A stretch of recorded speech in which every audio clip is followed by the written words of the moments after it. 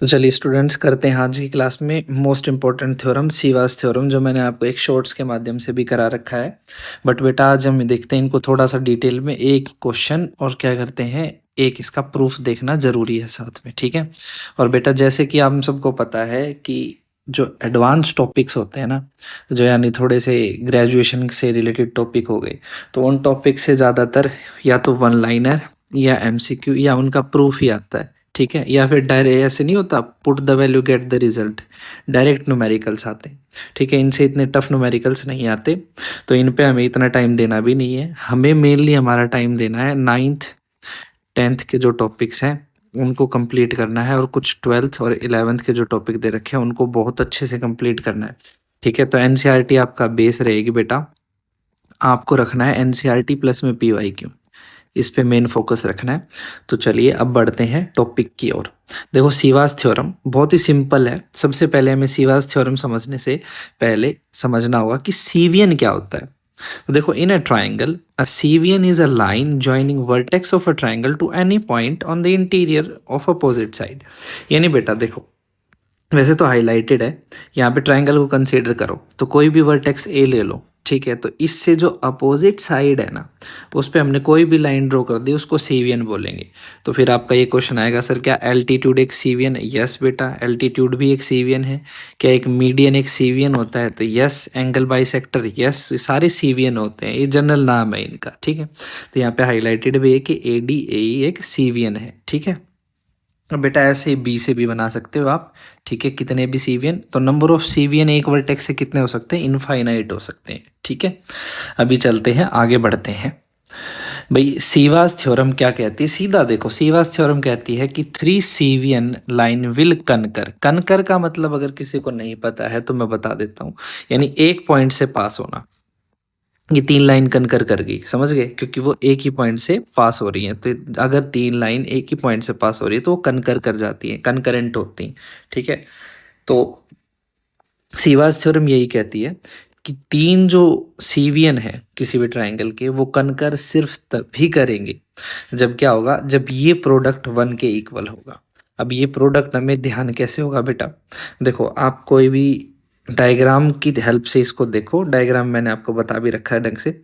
आप डायग्राम में देखो, ए से एक्स कोई सीवियन हो गया, बी से कोई वाई सीवियन हो गया, और सी से कोई जेड सीवियन हो गया। तो ये तीनों एक पॉइंट पी पे तभी कनकर करेंगे। अगर देखो, आपको कुछ नहीं करना, आपको जो प्रोडक्ट लेना है ना, या तो क्लॉकवाइज चलो पूरा, या पूरा एंटी क्लॉकवाइज चलो, वो अपने आप वन आ जाएगा। तो मैंने आपको इधर देखो एंटी क्लॉकवाइज चल के दिखा रखा है, ये एंटी क्लॉकवाइज डायरेक्शन होती है। तो अभी देखो कैसे, भाई ए जेड स्टार्ट कर दो एक वर्टेक्स से, A Z by B Z, है ना, A Z by B Z, into में B X by X C, into में B X by X C, into में C Y by Y A, into में C Y by Y A. इन सब का product क्या आ जाएगा? वन आ जाएगा, और हो गई आपकी सीवास थ्योरम, ठीक है। यानी मूव फ्रॉम अ वर्टेक्स, ठीक है, वर्फेक्स लिखा हुआ, वर्टेक्स कर देंगे इसको बाद में, move from a vertex in anti clockwise और क्लॉकवाइज डायरेक्शन, और प्रोडक्ट लेते जाओ, जहाँ जहाँ पर आपका सेगमेंट बन रहा है लाइन का, प्रोडक्ट लेते जाओ और उनको मल्टीप्लाई करते जाओ डिवाइड में, है ना। जैसे वर्टेक्स से स्टार्ट किया, multiply divide, multiply divide, multiply divide, ऐसे करके चलते जाओ, आ जाएगा आपका। मतलब एक लाइन आपके एक मल्टीप्लाई में आना चाहिए, अगला डिवाइड में आना चाहिए, ठीक है ना।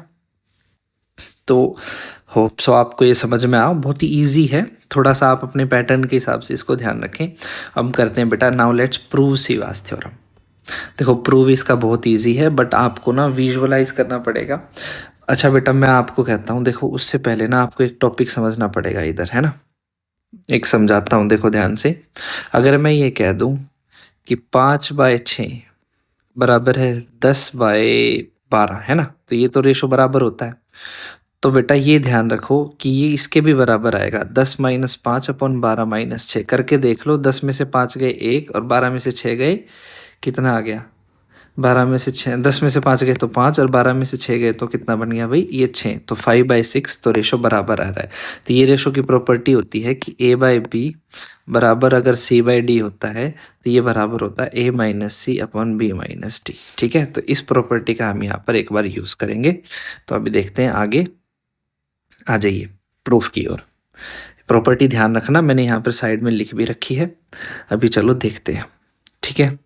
कहते हैं कि Ceva's theorem is proved using a concept, a cevian divides the area of the triangle formed in the ratio of the side divided by cevian. अगर आपने मेरी पुरानी क्लास देखी है तो उसमें एक कंसेप्ट ये भी था कि अगर ये कोई सीवियन है और ये 5:4 है, इसने अगली साइड को डिवाइड किया 5:4 में, तो जो ये ट्राइंगल का एरिया है वो भी 5:4 में बटेगा।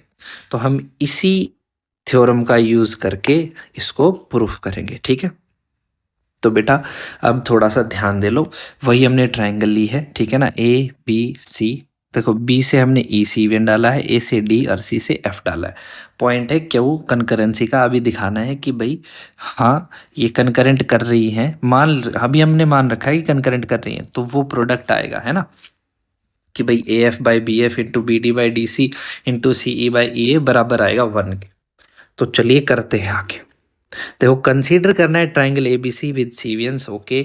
अब देखो बेटा सबसे पहले आप आ जाओ इस साइड आ जाओ, एक क्यू एफ दिख रहा है आपको, है ना। क्यू एफ से देखो मैं क्या कह सकता हूँ, मैं ये नहीं कह सकता कि भाई क्यू एफ ने ना इस ट्राइंगल को, है ना भाई, ट्राइंगल ए क्यू एफ को और इसको बी क्यू एफ को जो बांटा हुआ है वो बी एफ और ए एफ के रेशो में बांटा हुआ है।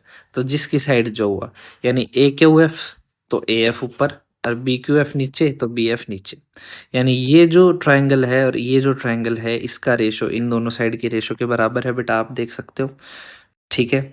उसके बाद बेटा यही अगर मैं कह दूं कि यही जो लाइन है, यही जो लाइन है सीवियन तो पूरी है, एक तो देखो इस ट्राइंगल में छोटे में तो हमने लगा दी, अब मैं ये कह रहा हूँ बड़े में भी तो है, तो यही A F by B F किसके बराबर होगा, इस ट्राइंगल के और इस ट्राइंगल के एरिया के रेशो के, ठीक है भाई। तो मैंने कह दिया A Q F by B Q F बराबर है A F by B F, ठीक है, बराबर है A F C by B F C, okay, ठीक है। अब बेटा अब आ जाओ चमत्कारिक बात, अब ये तीनों चीज़ें आपस में बराबर हैं और ये दोनों आपस में बराबर हैं, तो इन दोनों को अगर मैं घटा दूं, है ना, ये बड़ा है इसमें से ये घटा दूं तो रेशो अभी भी सेम आएगा। तो मैं क्या कह रहा हूँ कि ए एफ, है ना, यहाँ पे देखो ए एफ सी इसमें से घटा देंगे, ए एफ सी में से ए क्यू एफ घटा देंगे तो ये नहीं बच गया एरिया ए क्यू सी। हमें ऐसा ही करते जाना है। देखो इस लाइन के लिए हमने देखना है ये दोनों, है ना, इसके साथ में बनने वाले को छोड़ देना है, ठीक है। तो इस लाइन के लिए अगर हम देखेंगे तो हम देखेंगे एक तो ये वाली ट्रायंगल और ये वाली ट्रायंगल आ जाएगी ऐसे ही, क्योंकि साथ वाले छूट जाएंगे, ठीक है ना। तो यही देखना है, सिमिलरली हम करते जाएंगे। तो अभी इसको समझो पहले पूरा, हमने क्या किया, ये दोनों रेशो बराबर है ना, ए एफ सी और ये मैं आपके लिए हाईलाइट कर देता हूँ, ये दोनों आपस में बराबर हैं, बराबर थे, और भाई ये भी आपस में बराबर आए पूरे के पूरे, देखो हाईलाइट होता जाएगा, ठीक है। ये भी आपस में पूरे के पूरे बराबर आए सेमी रूल से, मैं हाईलाइट करते जा रहा हूँ आपको दिखता हुआ, ठीक है। तो अब हमने क्या कर दिया, हमने जो येलो वाला पार्ट था ना, यानी ये वाला जो पार्ट है, ये वाला जो पार्ट है, ये दोनों में से घटा दिया, तो ये ट्रायंगल और ये ट्रायंगल का एरिया बराबर आएगा। ये आ जाओ A Q C upon B Q C, दोबारा फिगर आ जाएगी। तो हम पहुंच गए यहाँ तक बेटा। सिमिलरली हम कह सकते हैं A F by B F, है ना, तो वैसे ही हम क्या कहेंगे B D by D C. इधर आ जाओ फिगर की तरफ, तो B D by D C यानी ये वाला, है ना, ए क्यू बी, और एक ये वाला भाई, ये वाला, इन दोनों के रेशो के बराबर होगा।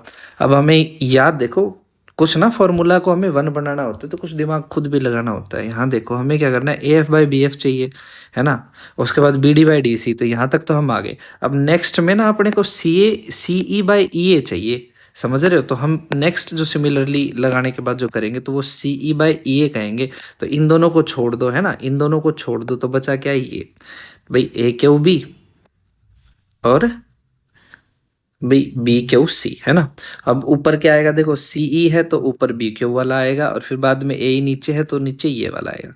अब बेटा ऐसे ही देखो, इसको इसको देखो, A F by B F, इसको मल्टीप्लाई कर देते हैं, फर्स्ट इक्वेशन, सेकंड इक्वेशन और थर्ड इक्वेशन, ठीक है। तो A F by B F into B D by D C into C E by E A हो जाएगा। और यहाँ देखो A Q C into A Q B, है ना, ऊपर ऊपर वाले बता रहा हूँ, और इंटू बी क्यू सी, ये ऊपर आ गए और नीचे वाले नीचे आ गए। तो बेटा ध्यान से देखिएगा, ए क्यू सी से A Q C, B Q C से बी क्यू सी और ए क्यू बी से ए क्यू बी ट्राइंगल का एरिया कट जाएगा, ठीक है। तब जी कट जाएगा, ये एरिया ट्राइंगल है बेटा, ठीक है। तो इधर 1 आ जाएगा और हमारी थ्योरम बिल्कुल ईजिली प्रूफ हो जाएगी, ठीक है। तो आपको ध्यान रखना है। और it is applicable for 3 concurrent cevians, यानी 3 सीवियंस जो एक ही पॉइंट पर कनकरेंट हो, उसके लिए ये एप्लीकेबल है। अब बेटा इसकी कुछ एप्लीकेशंस पढ़ लेते हैं।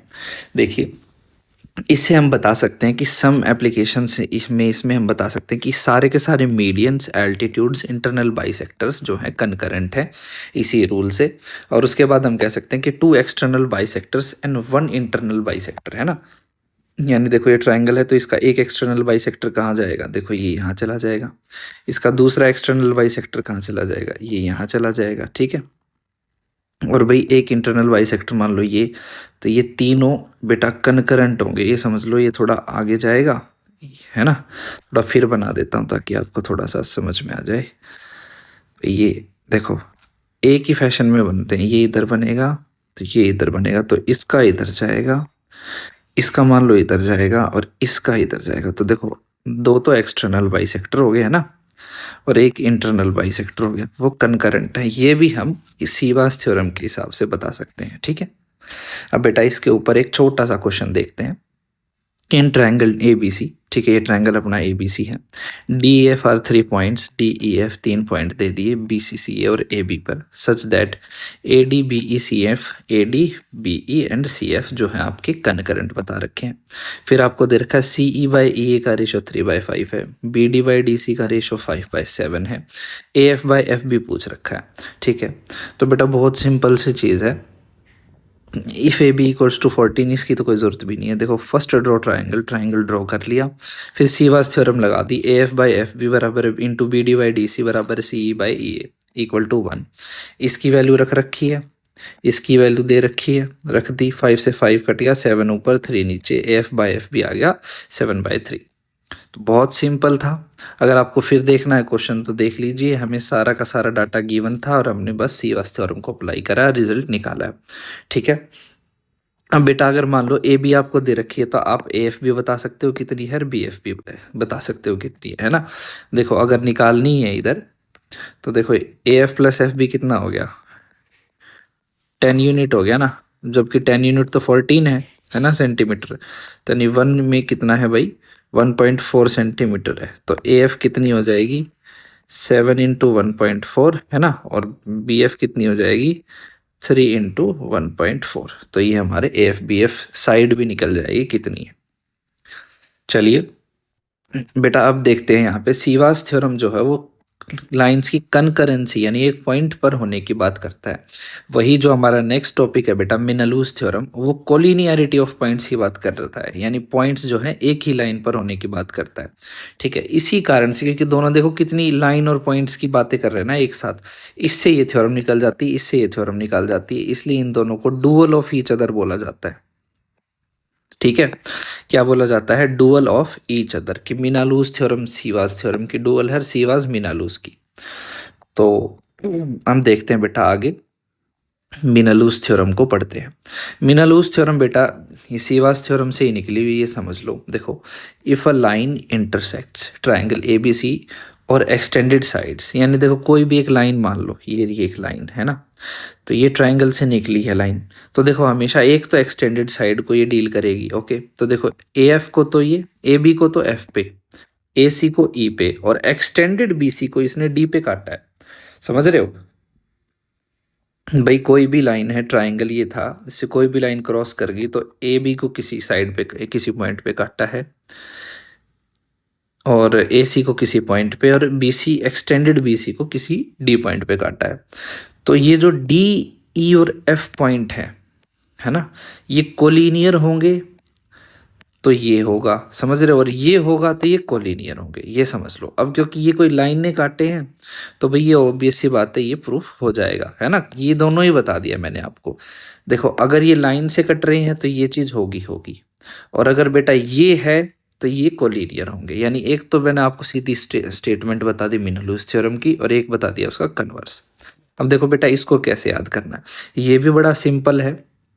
जैसे अभी आपने पीछे किया था ना, जस्ट सिमिलर वही है। देखो A F by B F लेना, ठीक है, फिर बी डी अपॉन में सी डी लो। यहाँ पर थोड़ा ध्यान रखना, जो नया पॉइंट आया उस तक जाना है, बी डी अपॉन में सी डी, ठीक है, और फिर वही सी ई अपॉन में ई ए। ट्राइंगल के वर्टेक्स निकालने हैं, वहीं से चलना है सारा, ठीक है भाई। A F by B F, B D by C D और सी ई इंटू ई ए, ठीक है, इसका प्रोडक्ट क्या आ जाएगा, हमेशा 1 आ जाएगा। ओके बेटा, A F by B F into B D by C D into C E by E A, इसका प्रोडक्ट 1 आ जाएगा। चलना वही है आपको एंटी क्लॉकवाइज, जितना आप एक चीज़ को बना के चलोगे उतना बेटर है, ठीक है।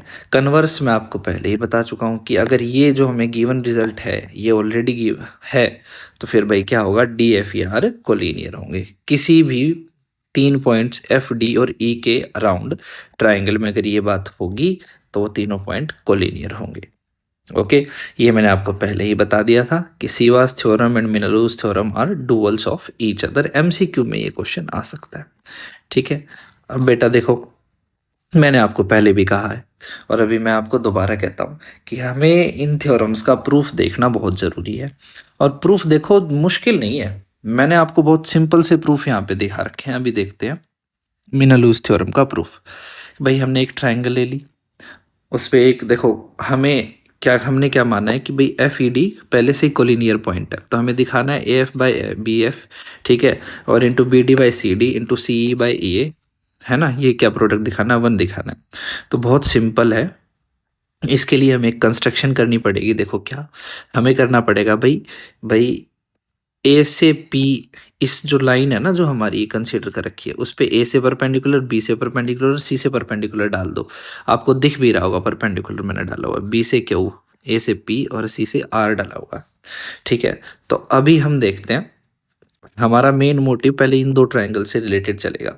हमने किया consider triangle A F P और बी एफ क्यू, ठीक है बेटा। इनमें देखो ध्यान से, इधर देखना, ये 90 डिग्री है, दोनों में 90 डिग्री है, और दोनों में वर्टिकली अपोजिट एंगल है, तो दोनों के भाई डबल डबल डबल 2 एंगल बराबर आ गए, है ना। तो यानी ये दो एसिमेट्री से क्या हो गए, सिमिलर हो गया। यानी देखो ए पी एफ या फिर ए एफ पी कह लो, तो ये बी एफ क्यू के सिमिलर हो गया। तो बेटा ये बात, मैं ये दोनों बातें मैंने आपको समझा दी हैं, तो मैं ये कह सकता हूँ ना, सेम फिगर है, तो आप यहाँ पे देख सकते हो कि भाई ए एफ पी और बी एफ क्यू सिमिलर हैं। तो बेटा मैं यहाँ से क्या कहूँगा, मैं कहूँगा देखो यहीं से पढ़ लो, जैसे मैंने आपको पहले पढ़ना बताया, A F by B F, है ना, A F by B F बराबर किसके हुआ, A P by B Q. यहाँ जो कंसिडर कर रहा हूँ यहाँ वही कंसिडर कर रहा हूँ। तो A F by B F बराबर किसका, देखो पहला हम ले आए, हमारा मोटिव है इसको लेके आना, A P by B Q आ गया, तो A P by B Q. अब सिमिलरली बेटा मैं कंसिडर करूँगा अगली ट्राइंगल को। देखो एक ये देखो बी क्यू डी पूरी, है ना, और एक सी आर डी देखो पूरी दिख रही है। एक तो ये बी क्यू डी और एक बेटा सी आर डी, एक एंगल दोनों में 90 डिग्री और एक भाई डी दोनों में कॉमन है, तो दोनों ए सिमेट्री से क्या होगी, सिमिलर होगी। तो अब देखो अब मैं क्या कहूँगा, बी क्यू बाई सी, है ना, बी क्यू, इधर अपने को B D by C D चाहिए, तो B D by C D, है ना, और इधर हम कहेंगे B Q by C R, है ना, B Q by C R. एक साइड एल्टीट्यूड्स लेते चलो, ठीक है, एक साइड आपको एल्टीट्यूड्स लेते चलना है और एक साइड जो आपको प्रूफ करना है वो, और सारी चीज़ें आराम से हो जाएंगी, ठीक है।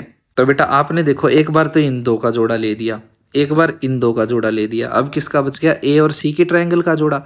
तो आप ये उठाओगे और ये उठाओगे, सिमिलरली 90 डिग्री 90 डिग्री और वर्टिकली अपोजिट ये भी सिमिलर हो जाएंगी। ये सिमिलर होने के बाद यानी ए पी ई सिमिलर किसके हो जाएगी, सी आर ई के, ठीक है भाई, सिमिलर होगी। तो अब अपने को सी ई बाई ई ए चाहिए ना, तो हम यहाँ से यही उठाएंगे सी ई बाई ई ए।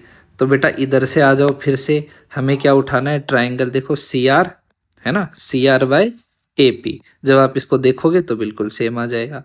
अब इधर देखो, ऑटोमेटिकली जब हमें जो चाहिए होता है हम उसकी ओर पहुँचते हैं ना, तो जो हमारी आर एच एज हैं तो वो देखो एक दूसरे से कैंसिल हो रही है, ए पी से ए पी, सी आर से सी आर, बी क्यू से बी क्यू। तो कुछ नहीं करना, मल्टीप्लाई करवा दो भाई, ठीक है। मल्टीप्लाई करा दिया तो A F by B F आ गया, ठीक है, B D by C D आ गया, सी ई बाई ई आ गया, ए पी बाई एक बी क्यू आ गया, B Q by C R आ गया, C R by A P आ गया, ये आपस में कट हो गए, इधर प्रोडक्ट इनका वन आ गया और मिनरल्स थ्योरम प्रूफ हो गई। ठीक है बेटा, आप सबको सलाह देता हूँ, प्रूफ जब तक आप अपने हाथ से नहीं कर लोगे ना, अपने हैंड से जब तक इसको प्रूफ को करके नहीं देख लोगे, जब तक ये आपको नहीं आएगा। इसको करके देख लो, लग रहा होगा इजी है, और भाई किसी ने देखो, दो कंडीशन हो सकती है, या तो आपको लग रहा हो बहुत इजी हो गया सर, या आपको लग रहा हो सर समझ में नहीं आया। दोनों को सलाह है, जिसको ये लग रहा है ना बहुत इजी हो गया, भाई जब तक तू हाथ से नहीं कर ले रहा तेरे को आएगा नहीं। ठीक है, और जिसको ये लग रहा है कि भाई सर बहुत मुश्किल हो गया, भाई तू भी जब तक हाथ से नहीं कर लेगा, जब तक तेरे को ये नहीं है कि ये समझ में आएगा और तुझे याद नहीं होगा। ठीक है, तो दोनों के लिए एक ही सलाह है, भाई अपने हाथ से करके देखो इसको और ये हो जाएगा। ठीक है, मीनालूज थ्योरम पे बेटा जैसे कि मैंने आपको पीछे बताया, ठीक है, सीवास थ्योरम पे जैसे put the value get the result को बन रहे हैं, यहाँ से भी वही बनेंगे। ठीक है, तो फिर इस पे इतने ज़्यादा न्यूमेरिकल करने की नीड नहीं है, फिर भी मैं आपको क्या कहते हैं, इन दोनों पे कुछ क्वेश्चंस अपने ग्रुप पे शेयर कर दूंगा प्रैक्टिस के लिए, इतने मुश्किल है नहीं ये पार्ट। ठीक है, अभी हम करते हैं 9 पॉइंट सर्कल को। ठीक है, 9 पॉइंट सर्कल क्या है, देखो जैसे कि इसका नाम बता रहा है ना, 9 पॉइंट सर्कल यानी 9 पॉइंट वाला सर्कल। बेटा 9 पॉइंट कौन से है ना, देखो बात कर रहे हैं ट्रायंगल्स की, तो ट्रायंगल में 3 पॉइंट 9 पॉइंट खास है। पहला भाई एल्टीट्यूड्स जो होते हैं, एल्टीट्यूड्स का पॉइंट, ठीक है, जिस पे वो पॉइंट अगली साइड पे पड़ता है। मिड पॉइंट ऑफ साइड, ठीक है, और 3 mid point of by ortho centre और वर्टेक्स के। जैसे मान लो अगर ये कोई ट्रायंगल है, इसमें ये ऑर्थो सेंटर है, तो किसी वर्टेक्स से ये हो गया, ठीक है, एक पॉइंट, बी वर्टेक्स से ये हो गया दूसरा पॉइंट, और सी वर्टेक्स से ये हो गया तीसरा पॉइंट। तो ये 3 पॉइंट, ठीक है, 3 साइडों के मिड पॉइंट है ना, 1 2 3, 3 साइडों के मिड पॉइंट, और 3 अल्टीट्यूड्स, यानी देखो ये परपेंडिकुलर डला होगा, तो एक पॉइंट तो ये इससे परपेंडिकुलर डला होगा एक पॉइंट ये, और इससे एक परपेंडिकुलर डला होगा एक पॉइंट ये। तो ये 9 पॉइंट्स के बारे में बात हो रही है। इन 9 पॉइंटों से जो सर्कल पास होता है, उस सर्कल को बोलते हैं ट्राइंगल का 9 पॉइंट सर्कल। ठीक है, ये बेटा आपके सामने फिगर आ चुकी है, फिगर को ध्यान से देखिएगा। देखो ये एक ट्राइंगल है, इसकी ये रही एल्टीट्यूड 1, ये रही एल्टीट्यूड 2, और ये रही एल्टीट्यूड 3। ठीक है, यानी एल्टीट्यूड के पॉइंट हो गए डी ई एफ, तो हमारा सर्कल इससे पास होगा। ठीक है भाई, और एल्टीट्यूड कहाँ मिलते हैं, एल्टीट्यूड मिलते हैं ऑर्थो सेंटर पर, जिसको हम एच से रिप्रेजेंट करते हैं। फिर बेटा साइड के मिड पॉइंट आ जाओ, तो मिड पॉइंट ए सी का ये रहा, मिड पॉइंट बी सी का ये रहा, और मिड पॉइंट ए बी का ये रहा, ये इससे भी पास हो रहा है सर्कल। फिर आ जाओ भाई, वर्टेक्स से ऑर्थो सेंटर को जोड़ने वाली लाइन का एक मिड पॉइंट ये रहा, एक मिड पॉइंट ये रहा, और एक मिड पॉइंट ये रहा। तो ये सर्कल देखो, अभी हम गिनते हैं सभी पॉइंट्स को, इन 9 पॉइंटों से पास हो रहा है। देखो 1 2 3 4 5 6 7 8 एंड 9। तो ये जो 9 पॉइंटों से पास होने वाला सर्कल है, उसको बोलते हैं मिड पॉइंट सर्कल। ठीक है, तो आपको यही ध्यान रखना है कि ये पॉइंट्स होते क्या हैं। अब यहाँ पर एक खास बात ध्यान रखिए कि जो एक मिड पॉइंट ए बी का, और एक भाई मिड पॉइंट बी एच का, एक मिड पॉइंट सी एच का, और एक मिड पॉइंट ए सी का, ये जो एल एम एन ओ बनता है, ये एक रेक्टेंगल बनता है। ठीक है, तो ये आपको ध्यान रखना है। अब आ जाओ इसमें से एमसीक्यू बनने वाली पॉइंट, जहाँ पर खासकर एग्जाम पॉइंट ऑफ व्यू से ज़रूरी है भाई इसके अदर नेम्स। ठीक है, 9 पॉइंट सर्कल को देखो 10 अलग अलग नामों से बुलाया जा सकता है, और ये बिल्कुल आप अच्छे से याद कर सकते हो। देखो इसको फ्यूबार्क्स सर्कल बोलते हैं, एन पॉइंट सर्कल बोलते हैं, यूलर का सर्कल बोलते हैं, ठीक है, टर्क्यूम का सर्कल बोलते हैं, और 6 पॉइंट सर्कल, 12 पॉइंट सर्कल, मीडियोस्क्राइब्ड सर्कल, सर्कम मिड सर्कल, और मिड सर्कल। अब देखो भाई ये तो आप गैस कर ही लोगे, 6 पॉइंट सर्कल या 12 पॉइंट सर्कल, और मीडियोस्क्राइब्ड सर्कल यानी ऐसे ही लग रहा है mid point circle, circum mid circle ये भी ऐसे मिड पॉइंट सर्कल जैसी वाइब्स दे रहा है, तो ये सारे तो आप याद कर लोगे। अब ऐसे ही 9 से n लगा लो शॉर्ट फॉर्म, ठीक है। और भाई ट्रायंगल से रिलेटेड क्या होती है, यूलर लाइन होती है ना, तो वैसे ही यूलर सर्कल भी, ठीक है। अब भाई ये आपको याद करने हैं, फ्यूरबाक्स और ये टर्क्यूम सर्कल भी इसी के नाम है, ठीक है। तो आप ये नाम याद कर लो, ठीक है। ये जरूर आती है भाई, क्योंकि एमसीक्यू टाइप में यही चीज़ें पूछी जाती है मैथ में।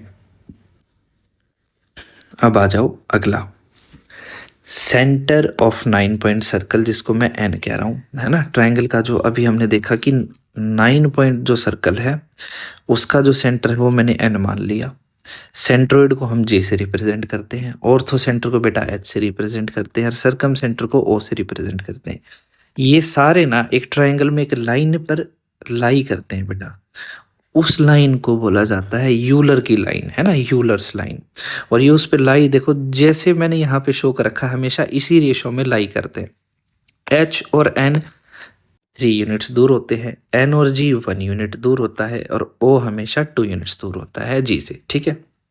यानी यहाँ देखो, अगर मैं H N ratio N O कहूँ तो 3 3 यानी 1:1 है, यानी भाई एच और ओ का मिड पॉइंट एन है, ठीक है। वैसे ही अगर मैं कहूँ एच एन और एन जी का रेशो तो 3:1 आ गया। वैसे ही मैं बेटा अगर कहूँ एच जी, है ना, एच जी रेशो जी ओ, तो बेटा 3 और 1 4, 4:2 यानी 2:1 आ गया।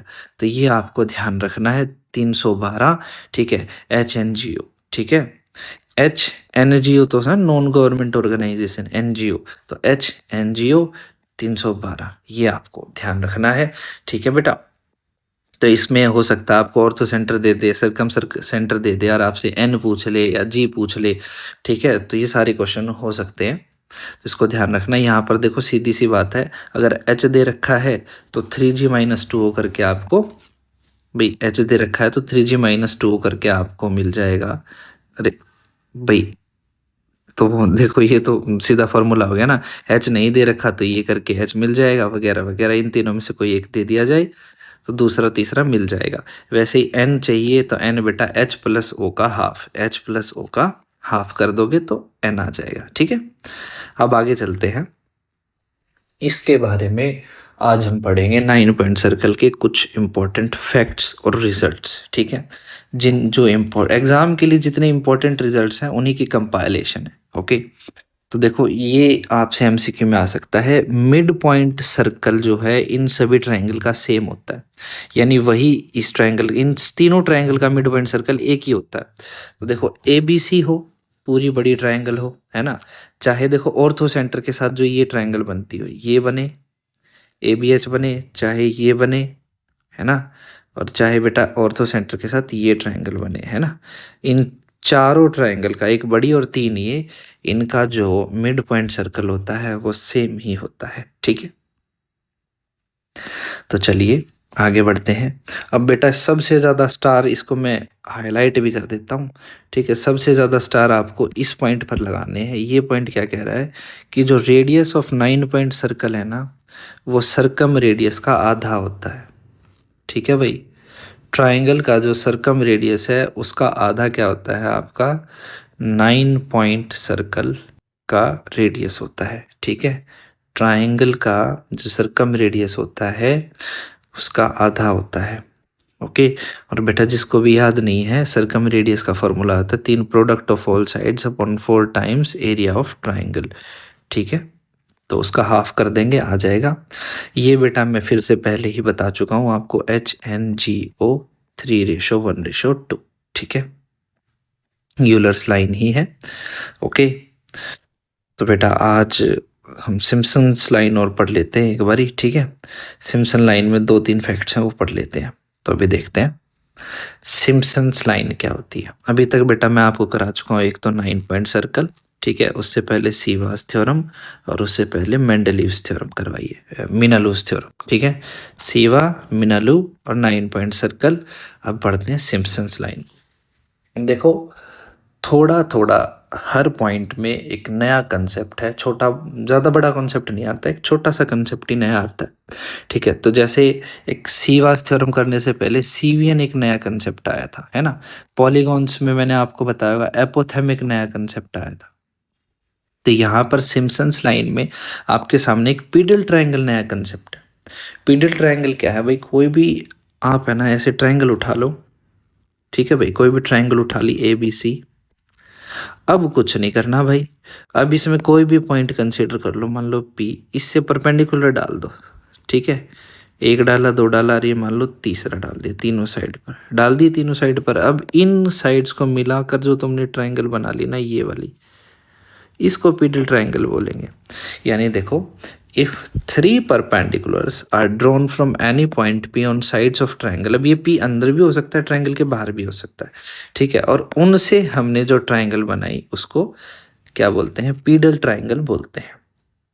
फॉर एग्जाम्पल देखो, पॉइंट पी इन साइड लिया है, यहाँ से एक परपेंडिकुलर ये रही, एक ये रही, एक ये रही, और इन पॉइंटों से हमने डी ई एफ एक ट्रायंगल बना ली। तो डी ई एफ क्या है, पीडल ट्रायंगल है। और पीडल ट्रायंगल किसकी, pedal triangle of P point, ठीक है, कोई दिक्कत नहीं है।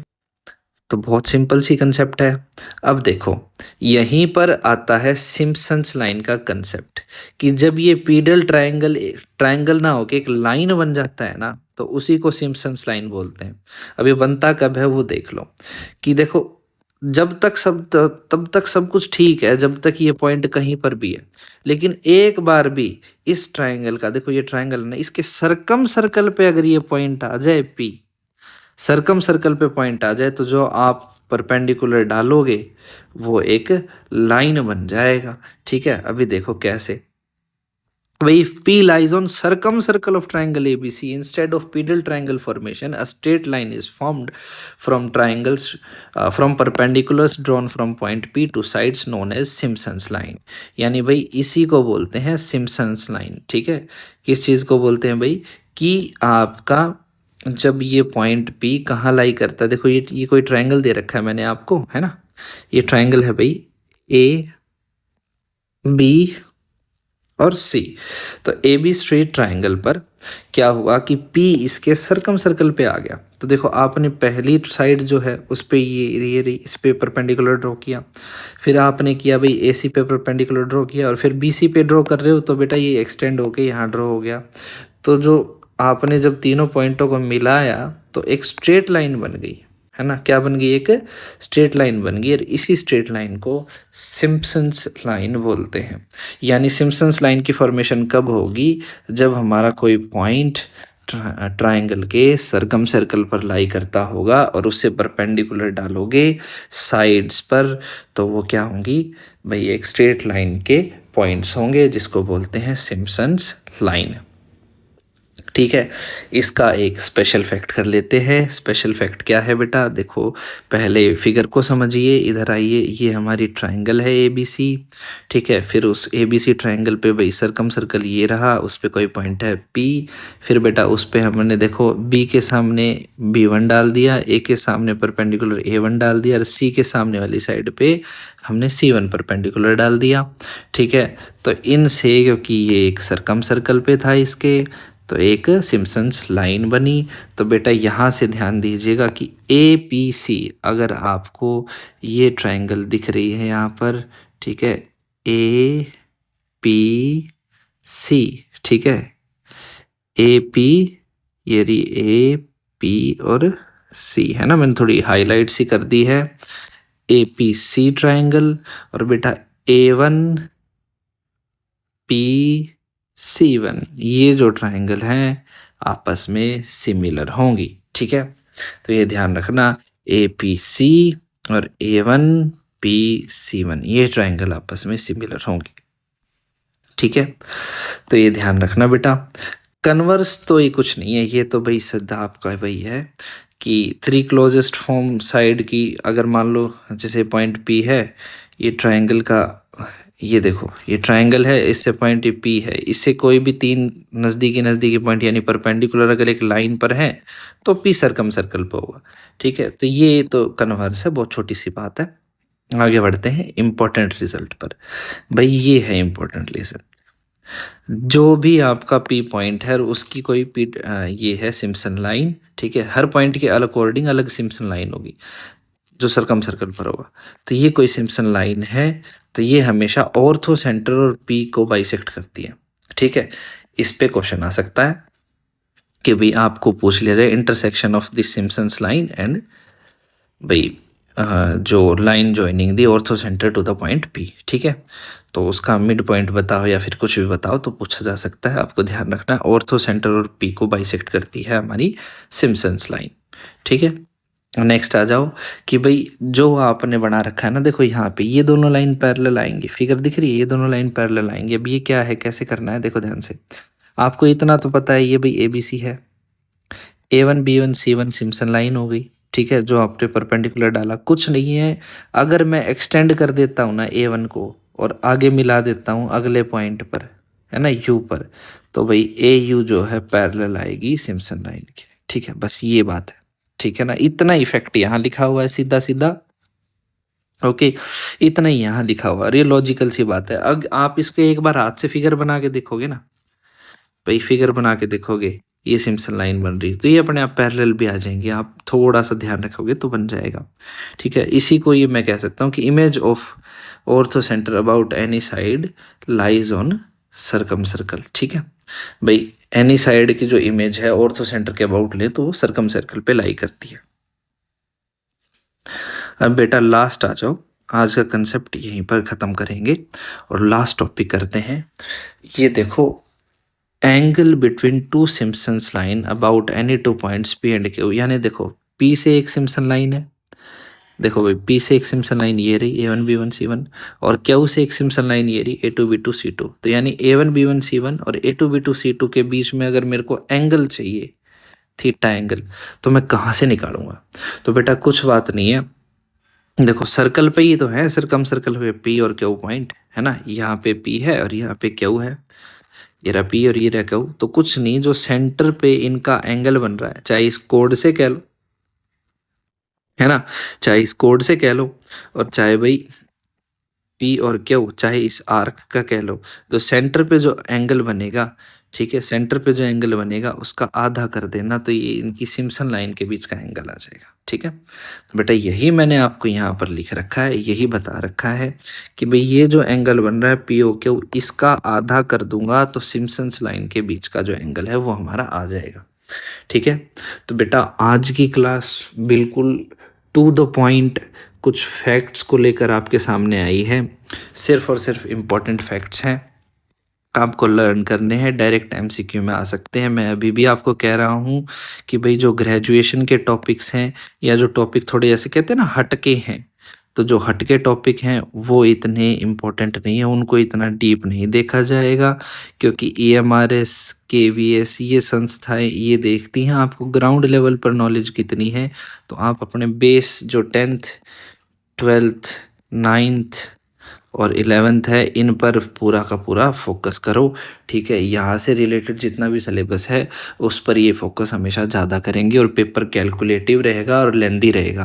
पहली बार मिल रहा है डिस्क्रिप्टिव पेपर, मैं आपको अभी भी कह रहा हूँ बेटा लिखने की प्रैक्टिस करो, पेपर लेंदी रहेगा। इसके लिए देखो, अगर मैं आपको कहता हूँ कि 9th 10th और 12th का आपके पास लेजिटिमेट सोर्स है, ठीक है, 10th के CBSE के आप क्या करो, एक तो सैम्पल पेपर उठा लो, ठीक है, इस साल का पिछले साल का, और पेपर उठा लो, 12th का सैम्पल पेपर उठा लो इस साल का पिछले साल का, वो दोनों आपके 2 आवर्स के अंदर सॉल्व होने चाहिए बेटा, ठीक है। 2 आवर्स के अंदर सॉल्व होंगे तभी आप कुछ कर पाओगे, वरना तो आप भूल जाओ कि आपसे कुछ होगा, ठीक है। और ये बात मैं आपको ना हार्श रियलिटी से अवगत करा रहा हूँ, भाई स्पीड पे वर्क करो, ठीक है, स्पीड पर वर्क करो, तभी आपको बेनिफिट होगा सबसे पहले। और एक चीज़ और सुन लो बेटा, अगर आपको लगना है तो कैलकुलेटर छोड़ दो, ठीक है, कोई भी कैलकुलेशन हो अपने हाथ से करो। एग्ज़ाम में 2.5 घंटे का 3 घंटे का एग्ज़ाम होगा, उसमें सब कुछ आपके दिमाग के ऊपर है, तो जितना पहले से इसको स्ट्रेस दोगे उतना बढ़िया है, ठीक है ना। स्ट्रेस देने का मतलब है इस पे जोर दोगे, जितना काम करवाओगे इससे उतना बेटर है, उतना आपकी बात मानेगा। तो आज की क्लास यहीं पर समाप्त करते हैं। जय हिंद, जय भारत।